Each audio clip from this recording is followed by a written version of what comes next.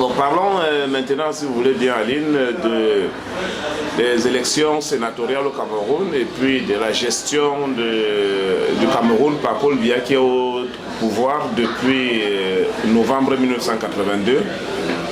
Qu'est-ce que vous pensez de sa gestion des affaires du Cameroun?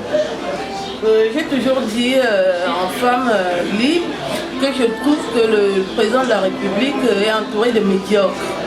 Il y a beaucoup de brillants Camerounais qui peuvent l'aider à gérer ce beau pays, mais il s'entoure des médiocres et c'est toujours les mêmes depuis très longtemps.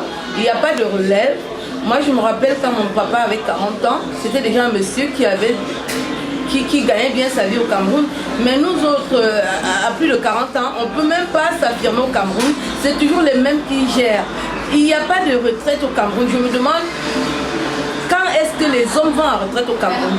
Je crois que la dernière fois que les hommes sont allés à la retraite, c'est quand mon père vivait. Mon père est parti en retraite à 55 ans. Mais c'est toujours ses collègues qui sont en poste au Cameroun. Est-ce qu'ils ont pensé à nous autres? Nous, on va travailler quand? Et vous avez raison de le suivre puisque le doyen des sénateurs nommés au Cameroun a 95 ans. Moi, je demande... Alors que l'espérance de vie au Cameroun est de 52 ans. Moi, je me demande à quoi il carbure. À 95 ans, il raisonne comment? Il est doyen, je veux bien admettre, il est solide. Voilà, mais quand même, 95 ans. 95 ans. Sur le fait que le président de la République nomme 30% des sénateurs et qu'on les appelle tous élus du peuple, est-ce que vous ne croyez pas qu'il y a une duplicité là, quelque part?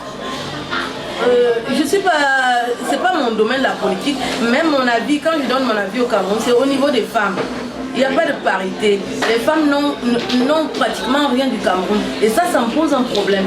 Les hommes gèrent le Cameroun depuis et ça commence à m'énerver vraiment. Il faut qu'ils pensent aux femmes.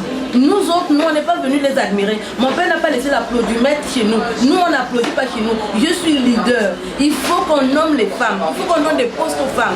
J'en ai marre de voir que les hommes gèrent le Cameroun comme leur porte-monnaie. Ce n'est pas ça. Non, je ne suis pas d'accord avec cette gestion-là. Alors, si j'ai bien compris, la question n'est pas de savoir comment le Cameroun est géré, mais c'est par quel sexe il est géré. Tous ces problèmes me concernent. Oui. Tous ces problèmes me concernent, mais je dis que mon gros souci, c'est que les femmes ne sont pas écoutées, ni même intégrées. Il faut qu'on pense à nous. On peut pas, les hommes ne peuvent pas gérer le Cameroun. Tous les pays qui se sont construits, il y a eu l'apport des femmes. Les hommes gèrent le Cameroun comme si les femmes n'existaient pas. Déjà, oui, mais moi j'essaie de comprendre votre raisonnement parce que je ne sais pas si vous êtes dans un combat féministe ou bien vous êtes un combat pour la justice sociale. La justice sociale et avec du féminisme. Parce que quand les femmes n'ont droit à rien, ça me pose un problème. C'est pour ça que les femmes, ces femmes dont on a fait le reportage, c'est parce qu'elles galèrent, qu'elles vont en Suisse.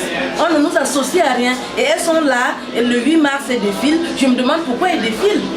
Les hommes gèrent tout. Elles devraient s'intéresser, s'impliquer. Il faut s'engager. Oui, mais ces hommes qui gèrent tout, ils sont issus du même sérail, puisque c'est souvent des gens qui appartiennent à l'oligarchie.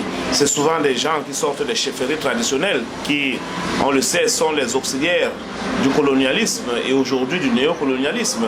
C'est des gens qui appartiennent à la même clique. Moi, je suis d'accord avec vous qu'il faut qu'il y ait de la relève au Cameroun. Tout ce monde qui est au pouvoir là, je dis que ça fait une décennie, il est temps qu'ils nous cèdent la place. Oui. Ils ne vont pas mourir là. Mais est-ce qu'ils doivent céder la place aux femmes ou bien ils doivent partager oui, mais si c'est les jeunes qui sont issus de la même oligarchie? Moi je pense pas, j'ai pas vu la relève de leurs enfants. Ce sont leurs enfants qui souffrent par-ci par-là. Tout ce monde qui est au gouvernement là, c'est pas des fils de, hein, c'est des fils de cultivateurs, hein. C'est pas les fils de, ils sont ici, hein. Ils galèrent ici en France, hein. En Europe, je veux dire. Il n'y a pas de suivi, il n'y a pas la relève des fils. Donc vous voulez dire que ces gens qui gèrent mal le Cameroun sont incapables même de s'occuper de leur propre progéniture? Est-ce qu'ils sont incapables? C'est même pas qu'ils sont incapables. Puisque même ils savent pourquoi les enfants sont cons. Est-ce qu'ils ignorent pourquoi ils sont cons? Puisqu'ils aiment le pouvoir. Quand vous aimez le pouvoir, vous abrutissez vos enfants.